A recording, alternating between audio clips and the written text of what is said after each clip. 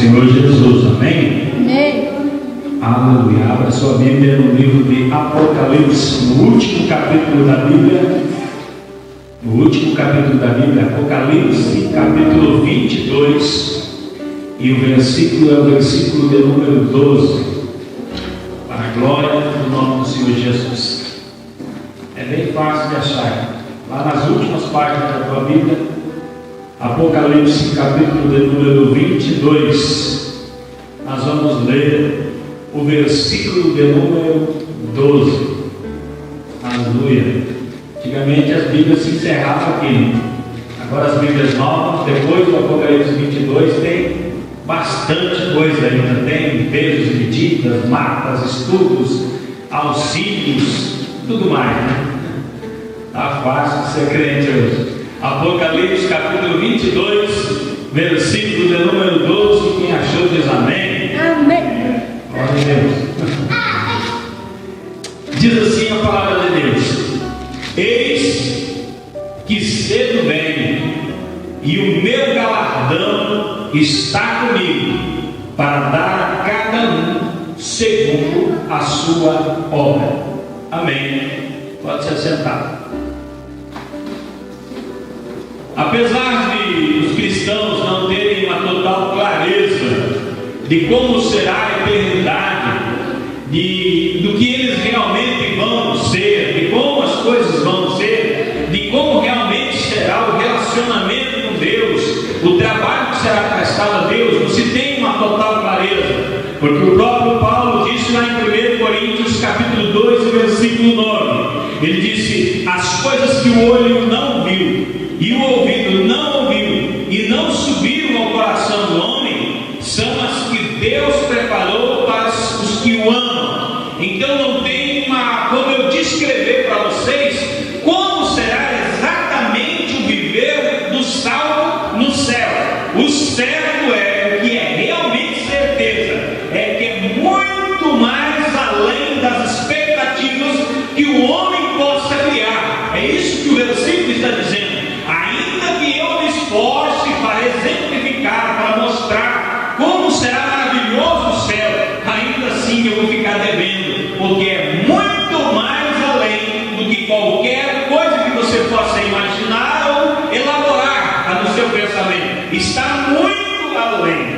Porém, a fé é a certeza, é a convicção daquilo que nós estamos esperando. Apesar de nós não sabermos exatamente o que vai ser o céu, nós devemos ter certeza, convicção de que nós vamos para o céu, que nós vamos morar com Deus. Neste versículo aqui, nós encontramos duas coisas que realmente são certeza, são certas. Uma delas é: Jesus vai voltar. Glória. Jesus está dizendo aqui: é certo que cedo venho, eis que cedo venho, eu logo venho. E é bom entender que neste mesmo capítulo, esta palavra cedo venho está colocada 3 vezes. Lá no versículo de número 7 está escrito: feliz o que guarda a profecia. Eis que cedo venho, feliz, bem-aventurado o que guarda a profecia deste livro. Lá no versículo de número 12 que nós vemos aqui, está dizendo: o meu galardão, a recompensa está comigo.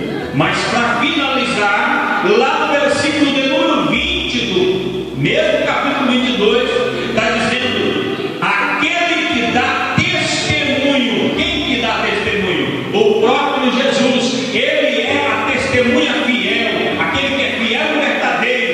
Ele está dizendo: eis que cedo venho, eu logo venho. Então, se há uma coisa que é certa na vida do cristão e que o cristão não pode ter dúvida, é: Jesus vai voltar e vai buscar a sua igreja.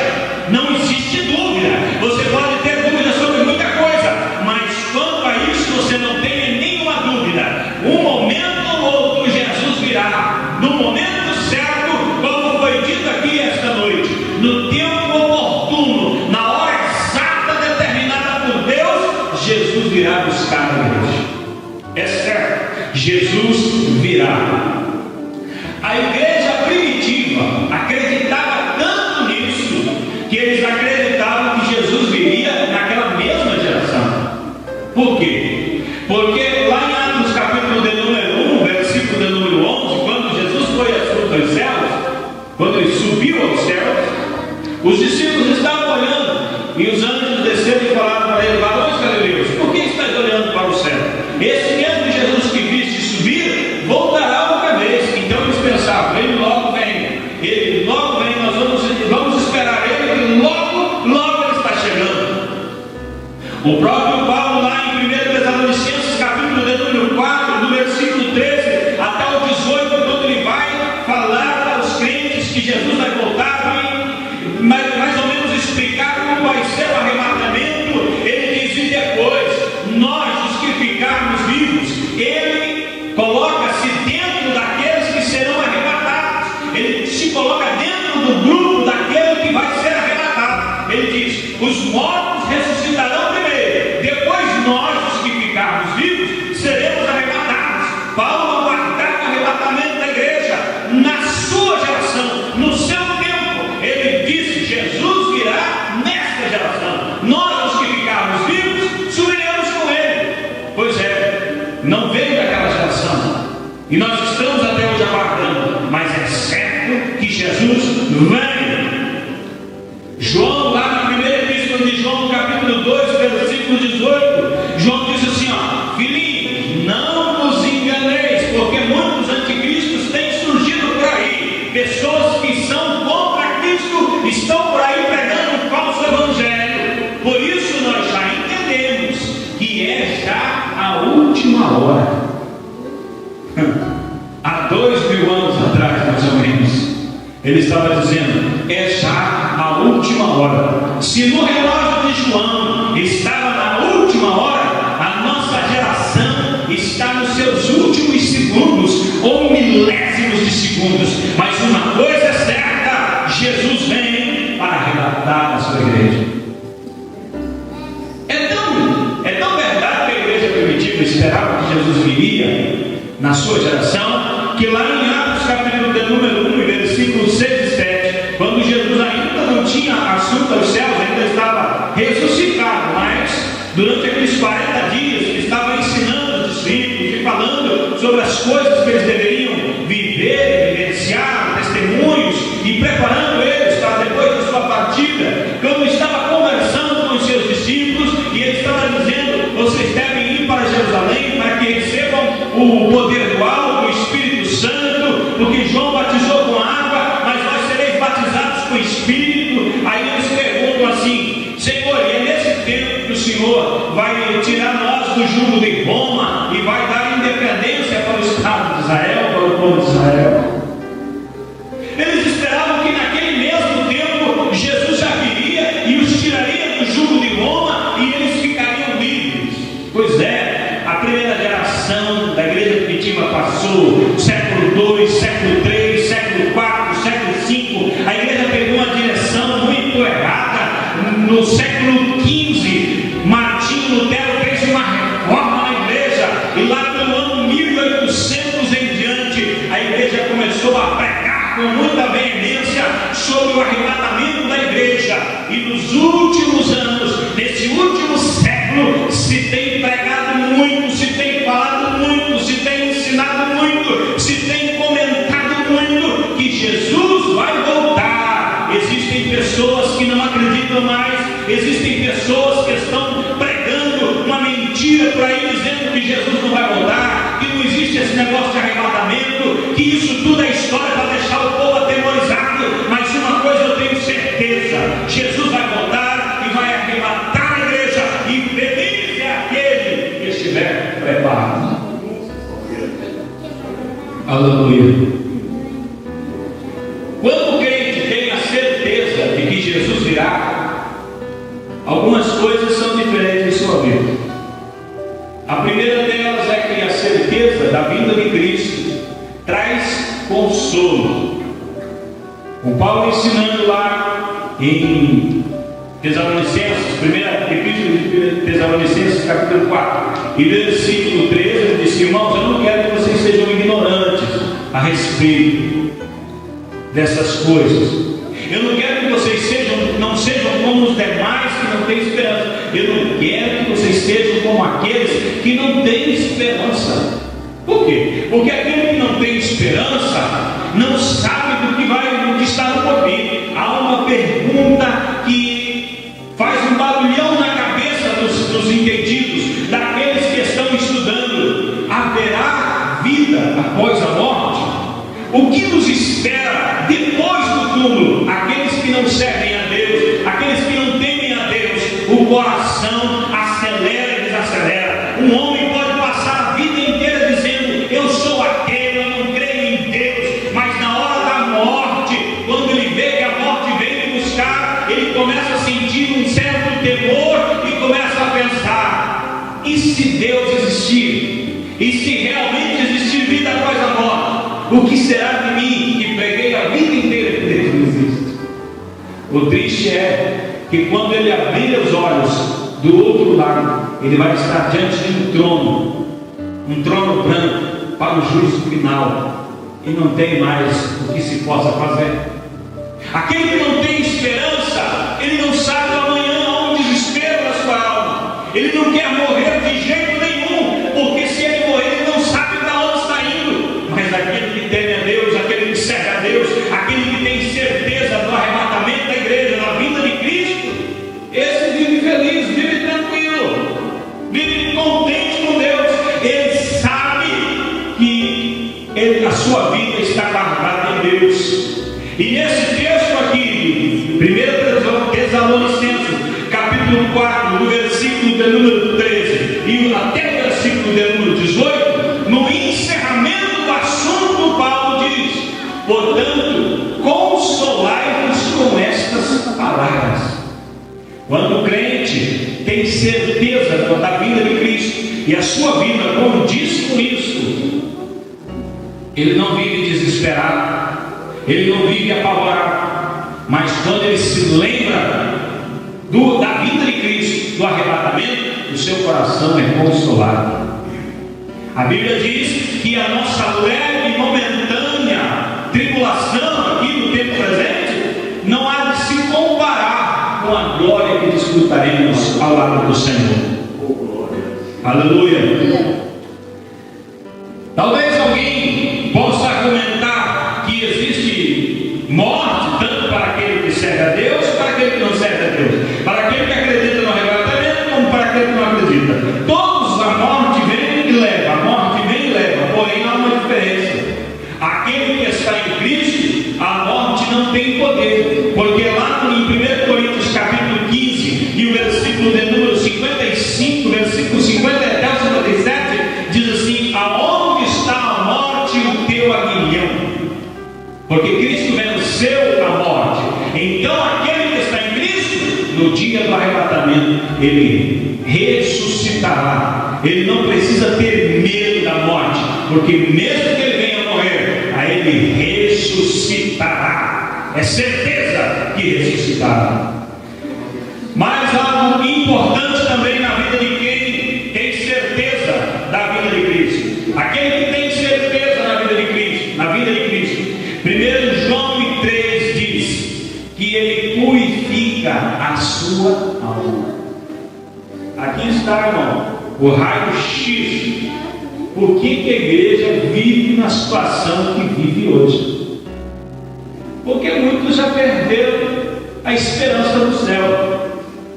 Tem um hino muito antigo e muito bonito. Quem dera os hinos de hoje fosse escrito como eram escritos os hinos antigamente, com oração, com vida no altar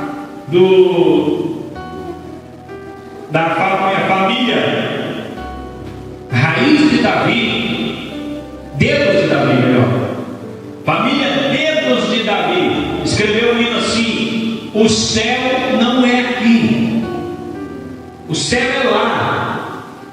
A ideia do hino é assim: você não deve viver aqui pensando que tudo termina aqui. Você deve viver aqui sabendo que tudo que tu fizer aqui contribuirá para a sua vida eterna.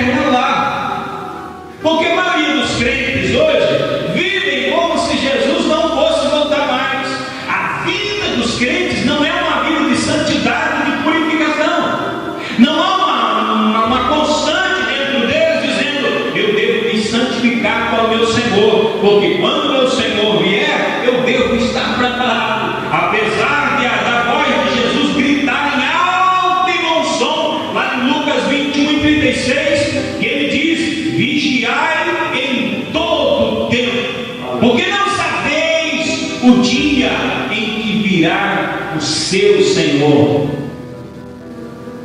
Vigie em todo o tempo. Jesus está tratando, mas as pessoas estão vivendo como se Jesus não fosse voltar mais.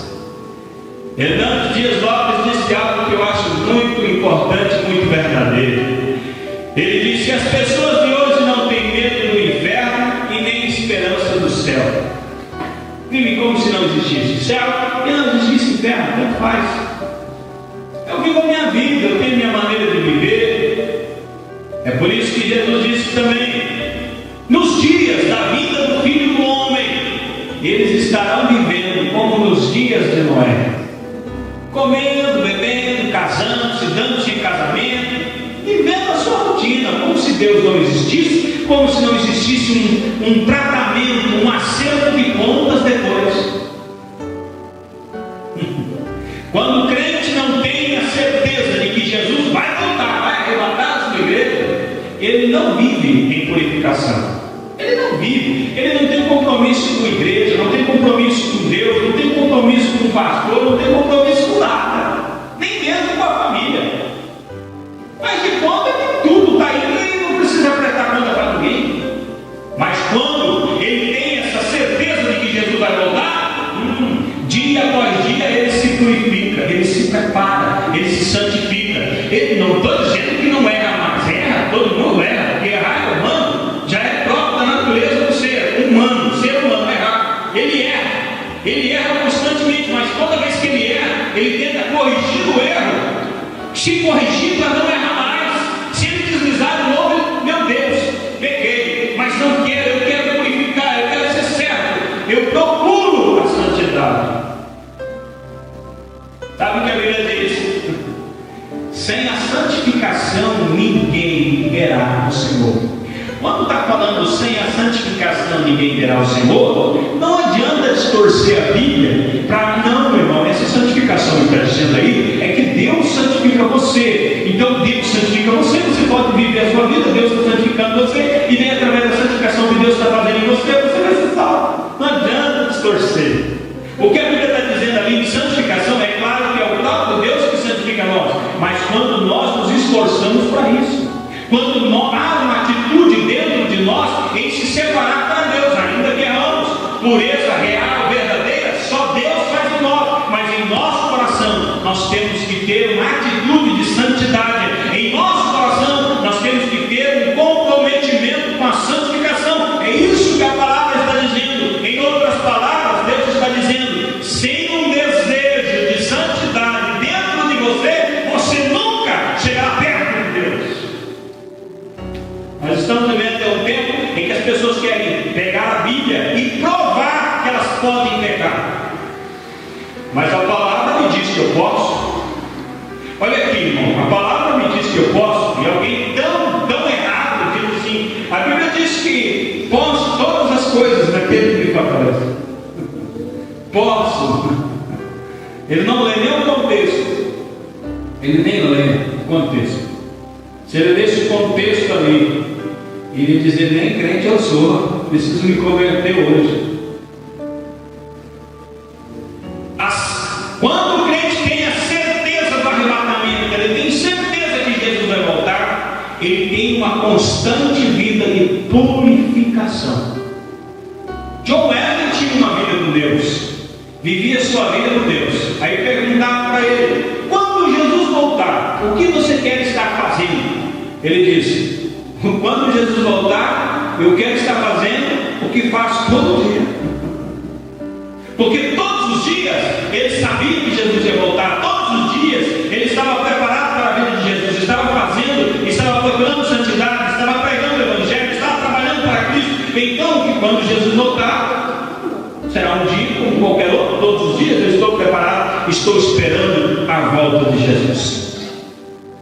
Primeira certeza, a certeza de que Jesus virá. A segunda certeza que nós temos nesse versículo: há um galardão preparado para aqueles que trabalham para Cristo.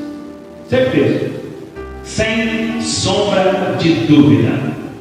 Nós podemos não ter reconhecimento aqui na terra.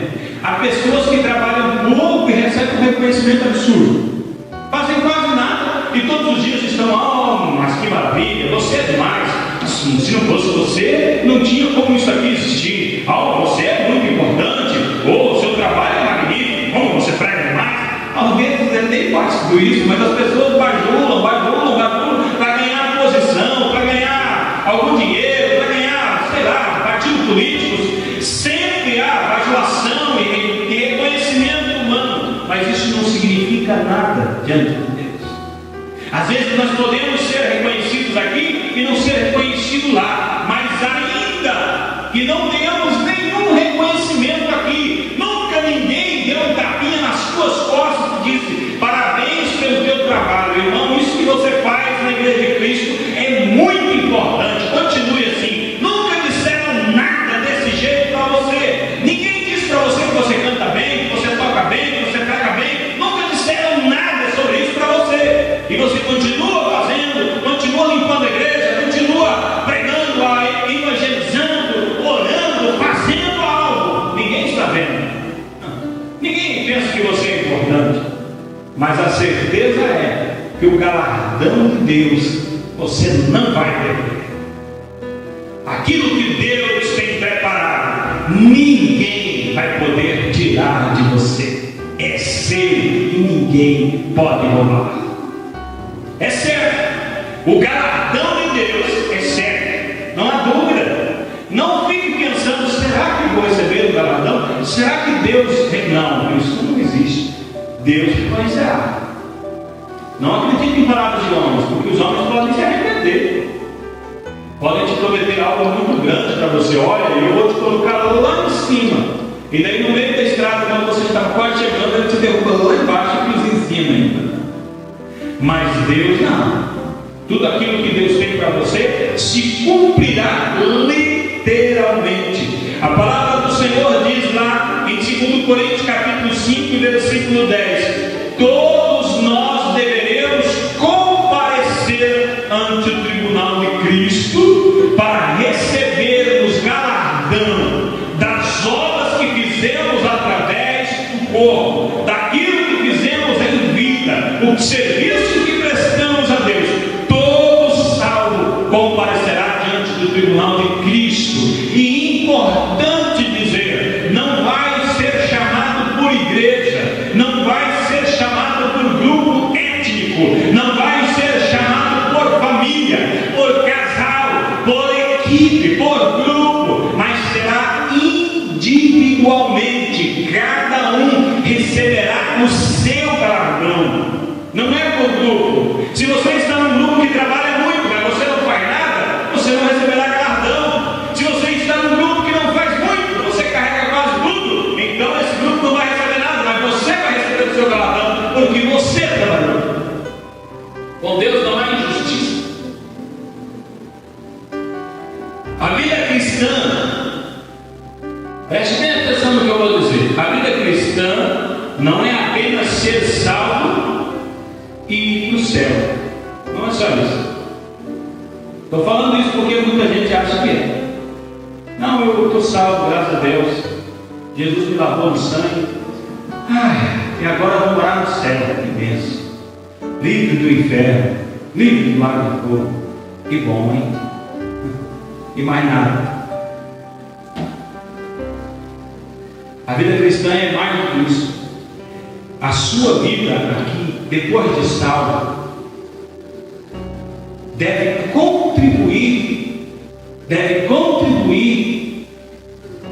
para que o nome de Jesus seja glorificado,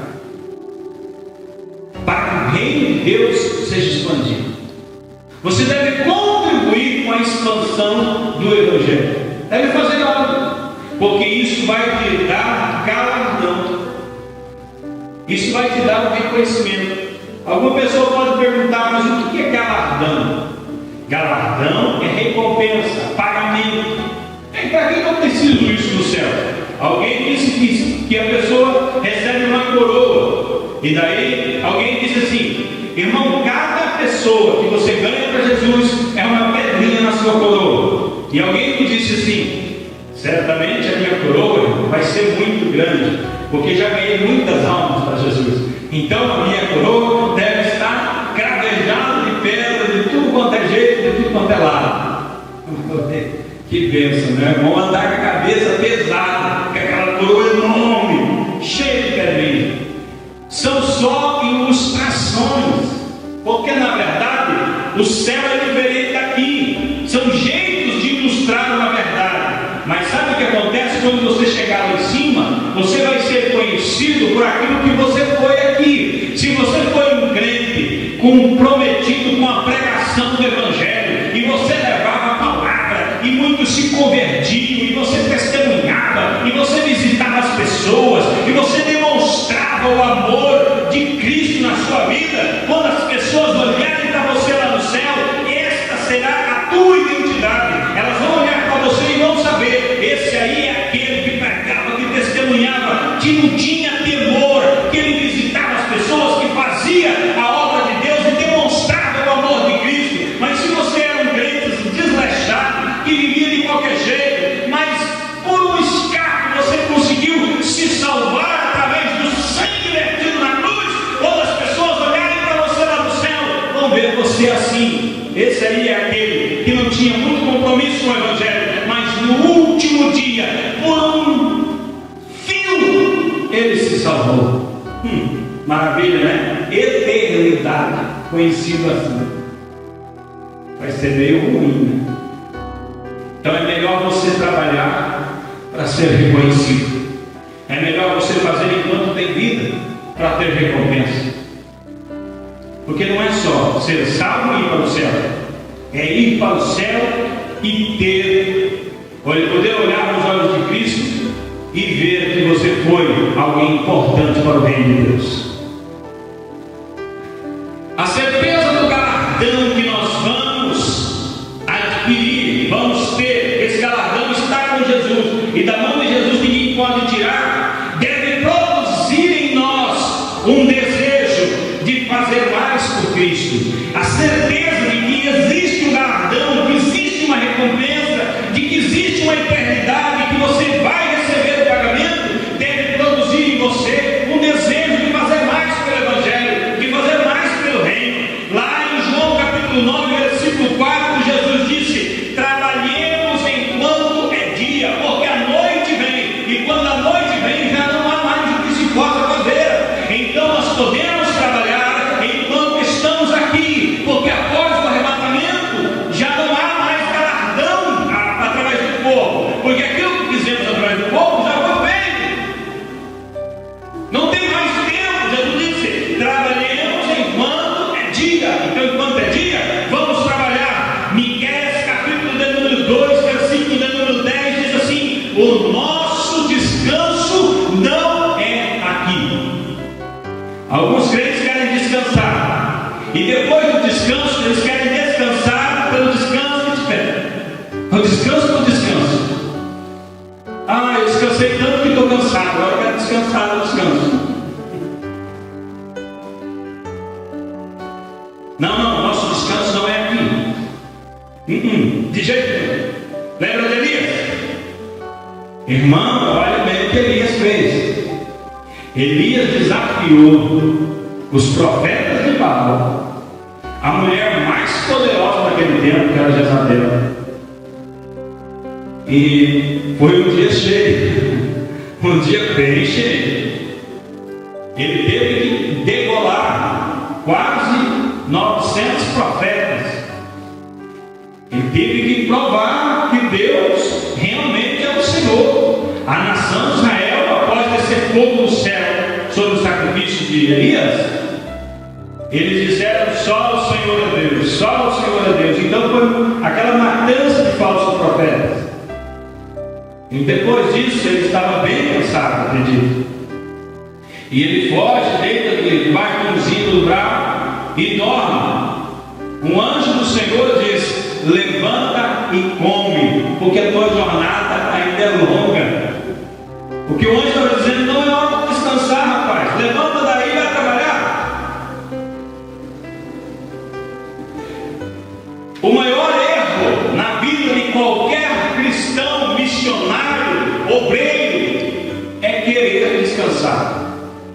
A hora do descanso é a hora do perigo. Quando você pensa, eu estou cansado, vou descansar, Satanás entra por essa brecha e faz destruição.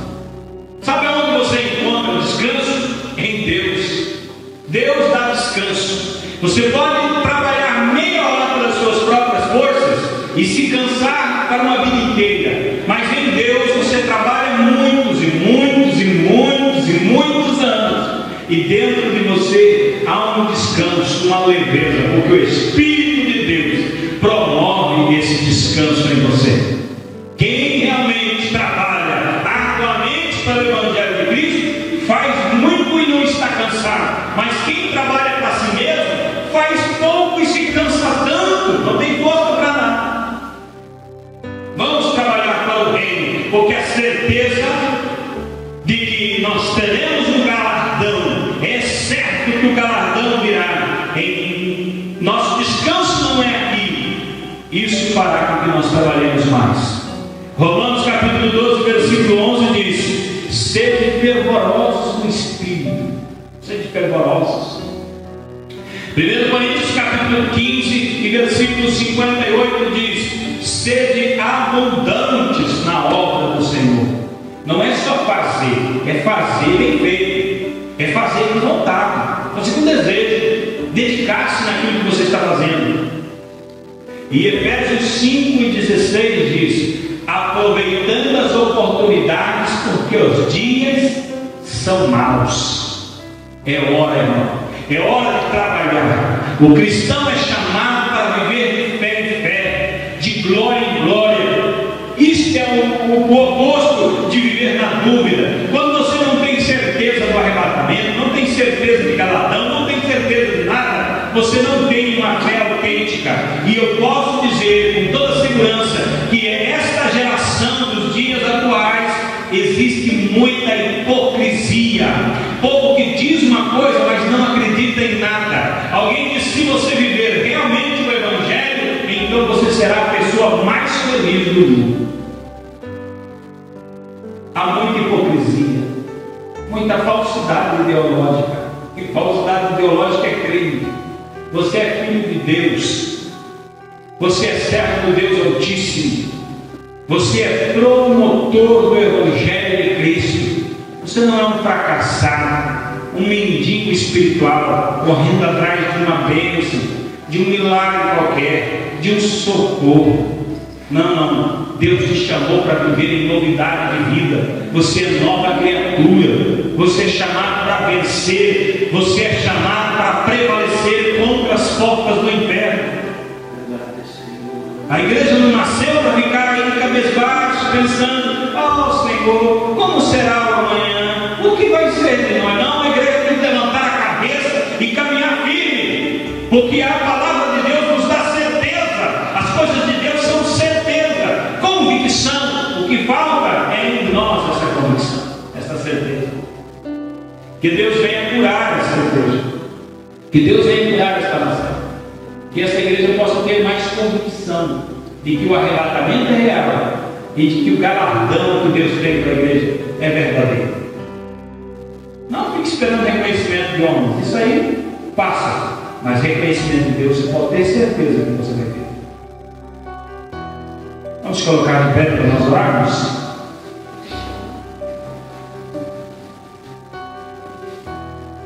Aleluia.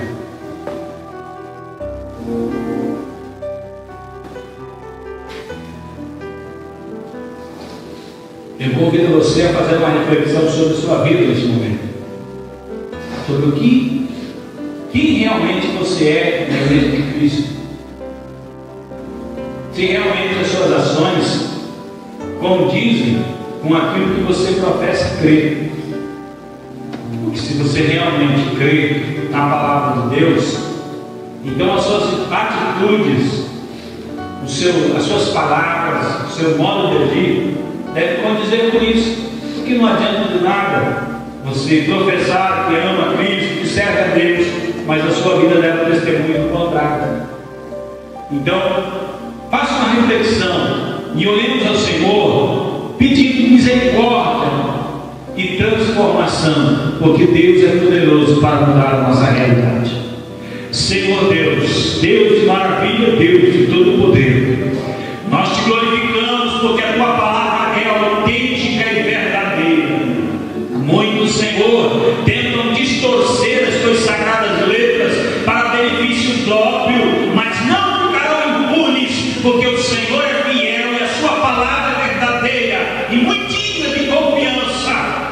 Mas ainda que haja inimigos, falsos mestres, pessoas, Senhor, que não têm compromisso com a verdade e ensinam heresias e promovem destruição, ainda assim a tua palavra permanece como uma martelo que esmiuça a penha, como fogo que derrete, meu Deus, o coração de ferro endurecido. Ah, Senhor, a tua palavra ainda é poderosa. E hoje, Senhor, nós meditamos de que realmente o Senhor virá, de que o Jesus que veio a este mundo para nos salvar, morreu na cruz, ele voltará novamente para buscar a sua igreja. E também, Senhor, que o galardão está preparado, aquilo que é recompensa do trabalho do fiel, realmente está seguro em ti. Então, Senhor, por tua graça e misericórdia, por tua grande bondade, Senhor, faz com que o nosso coração se apegue à tua verdade e que haja despertamento em nós, que não vivamos como se o Senhor não fosse mais voltar, que não vivamos como se não existisse nada depois de tudo, mas que vivamos, Senhor, na certeza de que esta vida é apenas a oportunidade para a eternidade. Meu Deus, glorifica o teu nome nas nossas vidas, exalta-te, ó soberano